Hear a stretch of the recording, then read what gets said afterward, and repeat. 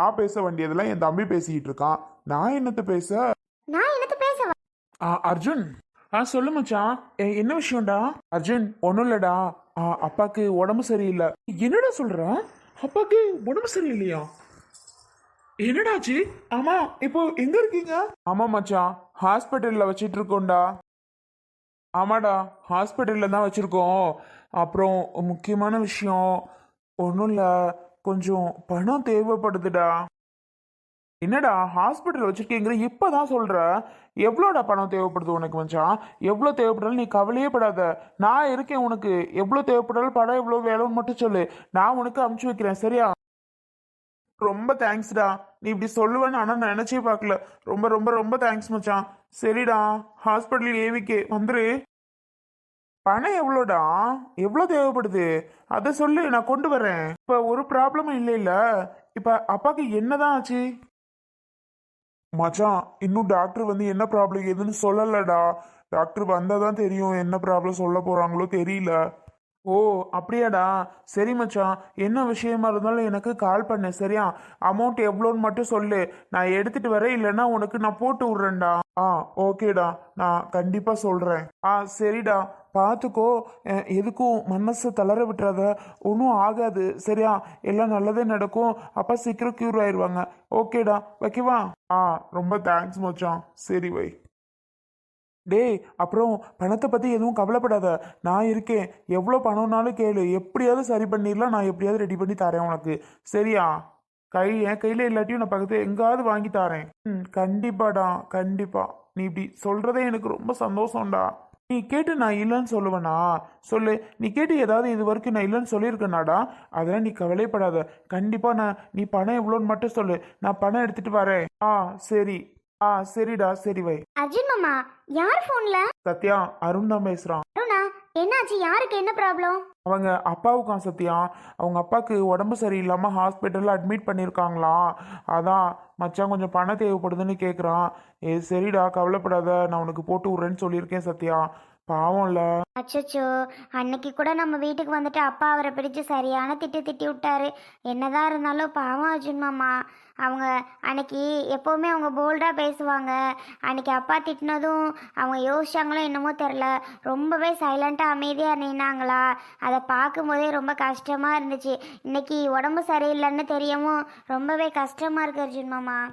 ஆமா சத்யா, அவர் எப்போதுமே ஒரு மாதிரி இதாக தான் பேசுவார். ஆனாலும் பாசம் இருக்கும்.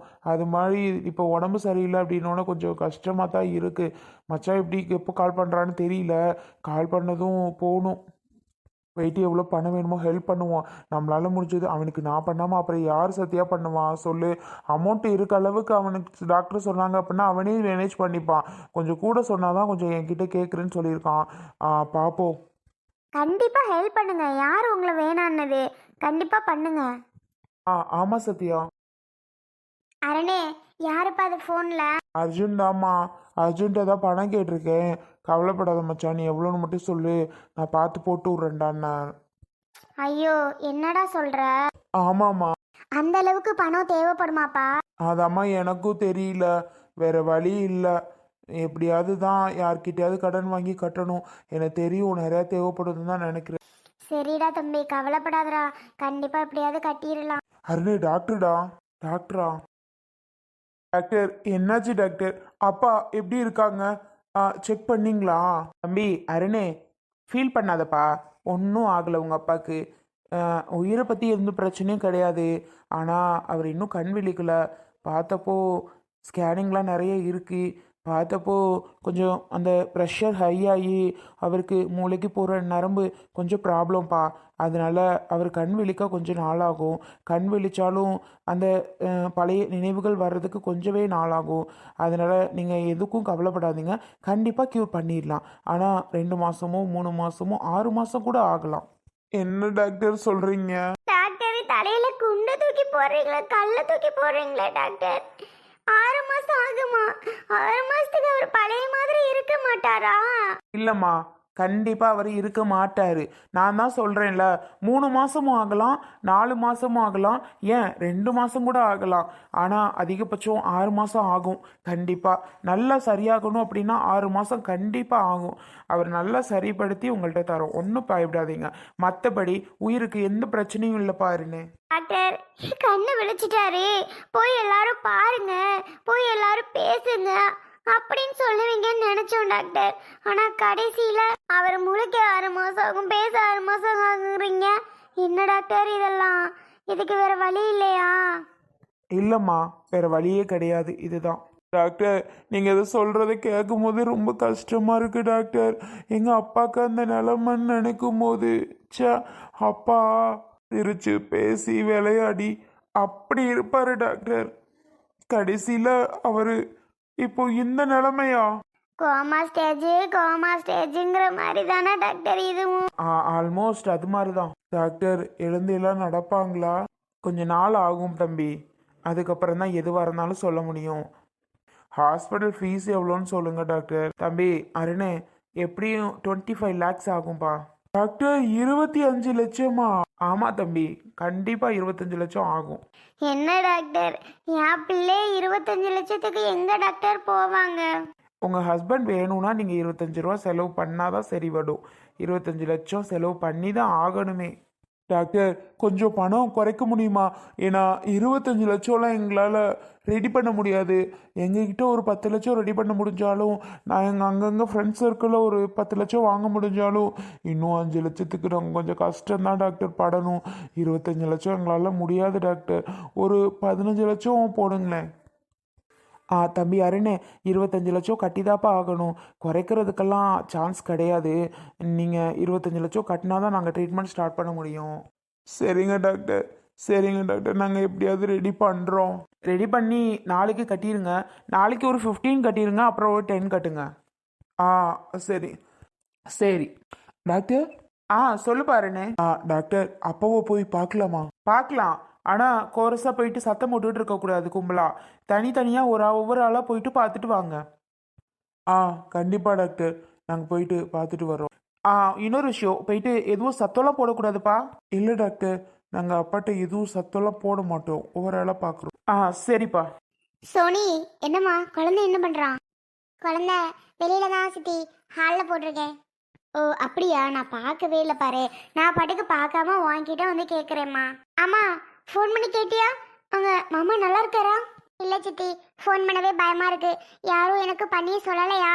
எனக்கு ஃபோன் பண்ணி ஏதோ வேற மாதிரி ஏதோ சொல்லிடுவாங்களோ என்னமோ நினச்சி பயமா இருக்கு. ஏன்னா ஒரு 10 மினிட்ஸ்க்கு முன்னாடி கூட கேட்டேன், கண் விழிக்கலன்னாங்களா? அதான் சித்தி பயந்துட்டு நான் ஃபோன் பண்ணல. என்னம்மா சோனி நீ இதுக்கு போய் பயந்துட்டு ஃபோன் பண்ணாம இருக்கியா? ஃபோன் பண்ணி கேளுமா, எப்படி இருக்காங்கன்னு கேட்போம். சரிங்க சித்தி, இந்தா கேட்குறேன். இங்கே பாரு, குழந்தைய வச்சுக்க முடியலன்னா எனக்கு நீ கூப்பிட்டு கொடுமா, நான் வச்சுக்கிறேன் சரியா? அதை விட்டுட்டு கூப்பிட்றதுக்கு ஒரு மாதிரி சங்கடப்பட்டுட்டு நீ பாட்டுக்கு இருக்கக்கூடாது சரியா? என்கிட்ட கூட நான் பார்த்துக்கிறேன். பரவாயில்ல சித்தி, நான் தரேன். என்னால் முடியல அப்படின்னா தருவேன். சரிம்மா, ஃபோன் பண்ணி கேட்கலாம். நான் சோனி பேசுகிறேன். அம்மா, டாக்டர் வந்து ஏதோ சொன்னாங்களா மாமாவை பற்றி? சொன்னாங்கம்மா, மாமா பற்றி தானே சொன்னாங்க. மாமாக்கு ப்ரெஷர் ஹெவி ஆகி மூளைக்கு போகிற நரம்பு ஏதோ பாதிச்சிருச்சாம்மா. அதனால் மாமா இன்னும் கண்ணு விழிச்சு சீக்கிரம் முழிச்சிட்டாலும், ஆனால் வந்து சீக்கிரம் நம்மளை கூட நினப்பு வர பேசலாம் நாளாகுமா. 2லேருந்து 6 மாதம் கூட ஆகலாம் அப்படின்னு டாக்டர் சொல்லியிருக்காங்கம்மா. அதோட 25 லட்சம் செலவாகுமாம்மா. ஷோ சோனி, குழந்தைய பத்திரமா பார்த்துக்கோடி. நான் எப்போ வீட்டுக்கு வருவேன்னு தெரியல. அம்மா என்னம்மா சொல்ற? அவ்வளோ நாள் ஆகுமா? அந்த அளவுக்கு அவங்களுக்கு ஆயிடுச்சு அப்படி? அட கடவுளே, என்னம்மா நினைச்சாலே பயமா இருக்கு இதை கேட்டாவே. ஐயோ, அருண் எப்படிமா இருக்காங்க? எல்லாம் இங்கே தாம்மா அழுதுட்டு தாம்மா இருக்கிறோம் எல்லாரும். என்ன பண்ணுறது, நேரம் அப்படிலாம் நடக்குது. நீ பத்திரமா இரு, நான் வந்துடுறேன் சரியா? மாமாவுக்கு ஒன்றும் ஆகாது, அதை நினச்சி கவலைப்படாத. டாக்டர் எப்படியாவது காப்பாற்ற உயிருக்கு எந்த பிரச்சனையும் இல்லைன்னு சொல்லிட்டாரு சரியாம்மா? அம்மா அந்த அளவுக்கு எங்க வீட்ல பணம் இல்லையேம்மா. அருண் என்ன பண்றாரு 25 லட்சத்துக்கு? மாமா முழிச்சாலும் மாமாவுக்கு எப்படியாவது தெரியும் பணம் இருக்குது என்ன ஏதுன்னு. மாமாக்கு தெரியும் இடம் எங்கெங்க இருக்கு அப்படின்னு. இவங்களுக்கு எதுவுமே தெரியாத இடம் விற்கிறதுனா கூட என்ன சொல்றாங்கம்மா? போனி யார்கிட்டையும் கேட்கலடி, அர்ஜுன் தம்பிகிட்ட தாண்டி கேட்டிருக்காங்க. அர்ஜுன் தம்பி எவ்வளவா இருந்தாலும் நான் செய்கிறேன்டா நான் தரேன்டான்னு சொல்லிருச்சு. பாவம் அர்ஜுன் தம்பி, எவ்வளோ பணம் செலவானாலும் பிரச்சனை இல்லை, நான் உனக்கு உதவி பண்ணுறேன், நீ எதை பற்றியும் கவலைப்படாதடான்னு சொல்லியிருக்கான். அதனால அர்ஜுன் தம்பி உதவி பண்ணிருண்டி. அர்ஜுன் தம்பிக்கு கடவுள் நல்ல ஆயுசு கொடுக்கணும். யாருக்கா இருந்தாலும் அர்ஜுன் தம்பி தான் உதவியே செய்யுது தெரியுமா? ஆமாம்மா, அர்ஜுன் மாமா மாதிரி ஒரு ஆள் கிடைக்க நமக்கு கொடுத்து வச்சிருக்கணும். அர்ஜுன் மாமா தான் யாருக்கா இருந்தாலும் ஹெல்ப் பண்றாங்கம்மா. மா சரிப்பா, அத்தைக்கு கொஞ்சம் ஆறுதல் சொல்லுமா. நீ வர கூட வேணாம், அத்தை கூட இரு சரியா? சரிம்மா சோனி, எது வேணும்னாலும் வசந்தி சித்திட்ட கேளு. நான் கேட்டுக்கிறேம்மா. சரி வை. சரி சோனி. சோனி என்னடி ஆச்சா? சித்தி என்ன ஆச்சு? ஐயோ இப்படி நடக்கும்னு நினைச்சே பார்க்கல சித்தி. மாமாக்கு ப்ரெஷர், மூளையில போற நரம்பு ஏதோ ப்ரெஷர் ஏறிக்கா ஏதோ பாதிச்சிருச்சா. அதனால மாமா கண்ணு முழிச்சாலும் இப்போ நினைவு வர நாள் ஆகுமா சித்தி? ஏண்டி இப்படி நடக்குது? ச்சே. ஆமா சித்தி, நிம்மதியாவே இருக்க முடியல. ஏதாவது ஒரு ப்ராப்ளம் வாழ்க்கையில வந்துட்டே தான் இருக்கு. பயப்படாதம்மா, ஒன்றும் சரியாயிடும் சரியா? ஐயோ இங்க பாரு இலே, ஏண்டா அவனை இப்படி பிடிச்சு தூக்கிற? குட்டி தம்பி, அவனை போட்டேன்னா என்ன செய்யறது? ஏண்டா இப்படி பிடிச்சு தூக்கிட்டு வர்ற? கீழே போட்டினா என்ன ஆகும்? சித்தி சித்தி சித்தி கூப்பிட்டேன், அக்கா அக்கான்னு கூப்பிட்டேன், யாருமே வரல. அதான் அப்படியே தூக்கிட்டு வந்துட்டேன் சித்தி.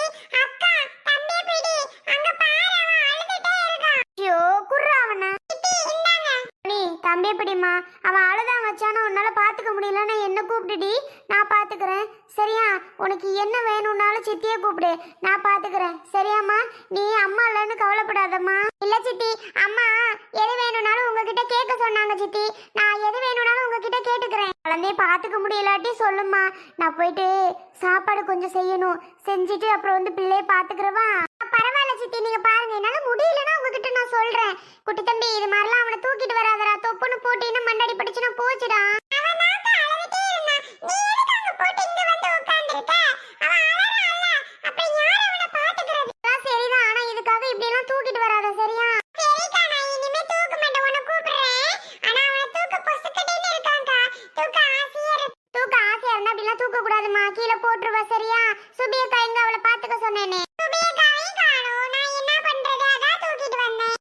காணணும்னா படுக்கு தூக்கிட்டு வந்துட்டாண்டி, அதான் போல. சரி பிடி இந்தா கொடுங்க சித்தி.